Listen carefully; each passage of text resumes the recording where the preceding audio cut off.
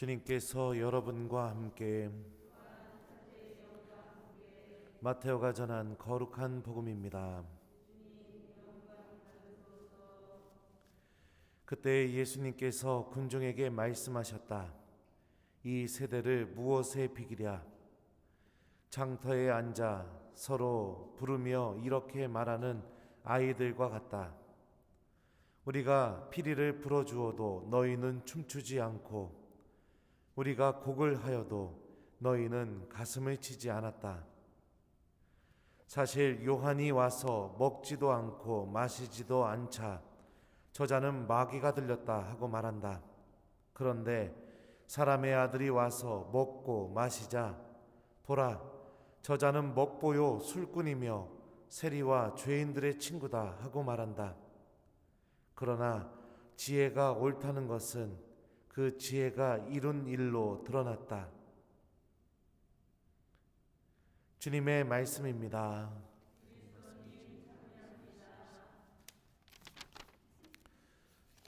오소서 성령님. 그러나 지혜가 옳다는 것은 그 지혜가 이룬 일로 드러났다. 안녕하세요. 오랜만에 강론하는 것 같습니다. 그죠? 네.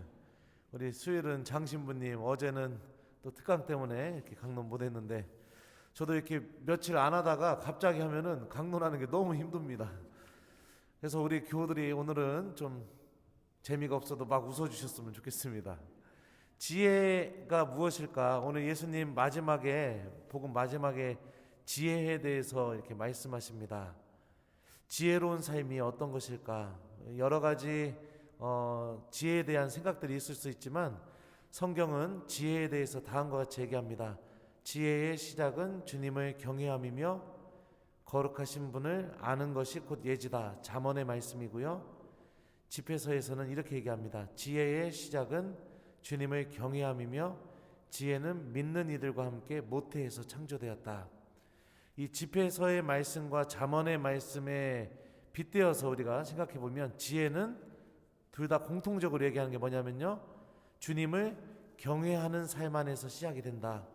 그 다음에요, 또 잠언의 말씀에 의하면 지혜는 하느님을 알아나가는 삶 안에 담겨져 있다. 하느님을 내가 어떤 분이신지 계속해서 알아나가는 삶.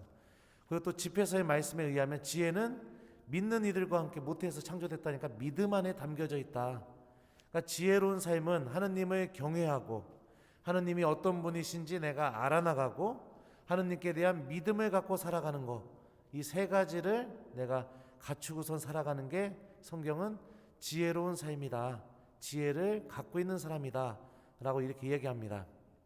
지혜로운 사람들은 언제나 하느님을 의식합니다. 성경에서 경외하다라는 단어는 두려워하다, 의식하다 이런 의미를 갖고 있기 때문에 그렇습니다. 하느님을 의식한다는 것은 내가 어디에 있던 어떤 순간에 있던 주님께서 나와 함께 계시다는 믿음을 갖고 살아가는 것과 같은 이치입니다. 하느님 말씀에 민감하고 그분의 말씀이 나의 삶 속에서 순간순간 기억나고 마음속에 그분의 말씀이 울려 퍼질 때마다 지혜로운 이들은 그 하느님의 말씀을 절대 꺼버리거나 외면하지 않습니다. 또 지혜로운 사람들은 하느님을 알아나가는 삶을 살게 됩니다. 성경에서 고백하고 있는 하느님이 그저 책 속에만 있는 하느님이 아니라 나의 삶 안에서도 그대로 체험되는 하느님으로 만나게 됩니다. 마음을 고쳐주시고 병자들을 위로하시고 죄인들에게 그 죄를 없애주시고 어떤 상황에 있든지 간에 우리와 함께 계시며 나를 포기하지 않는 예수님을 통해 드러난 하느님의 엄청난 사랑을 지혜로운 이들은 삶 안에서 그대로 체험합니다. 그래서 더더욱 성체 앞에 머무르는 삶을 선택하고 하느님 말씀에 귀를 기울이는 삶을 선택합니다. 또 지혜로운 사람들은 믿음을 갖고 있는 사람들입니다. 히브리 말로 믿다라는 단어는요, 견고하다, 흔들리지 않다 이런 의미를 갖고 있습니다. 어떤 상황이 온다 하더라도 언제나 하느님께 뿌리를 두고 그 뿌리가 뒤흔들리지 않도록 그들은 언제나 항상 기도하고 하느님 안에 머무르는 삶을 선택합니다. 세상 사람들이 뭐하러 그렇게 사냐고 참 바보 같다고 얘기한다 하더라도 지혜로운 이들은 그 믿음의 뿌리를 절대로 하느님이 아닌 다른 곳에 뻗치려고 하지 않습니다. 이게 바로 지혜를 갖고 있는 사람들의 삶이고, 예수님께서는 그러나 지혜가 옳다는 것은 그 지혜가 이룬 일로 드러났다라는 말씀을 통해 이 지혜로운 삶이 얼마나 하느님 안에서 올바른지를 확인해 주고 계십니다. 공통점이 무엇이냐? 한결같은 지혜로운 사람들이 갖고 있는 모습이 무엇이냐? 결정적인 특징은 바로 하느님께 민감하고 하느님께 반응하고 하느님의 말씀이 나에게 들려지게 될 때 절대 외면하지 않고 하느님께 뿌리를 두고 있는 신앙생활, 이런 신앙생활이 바로 지혜로운 삶 안에서 나오는 신앙생활이죠. 우리가 피리를 불어주어도 너희는 춤추지 않고 우리가 곡을 하여도 너희는 가슴을 치지 않았다. 이게 어떤 것을 의미하는 말씀일까요?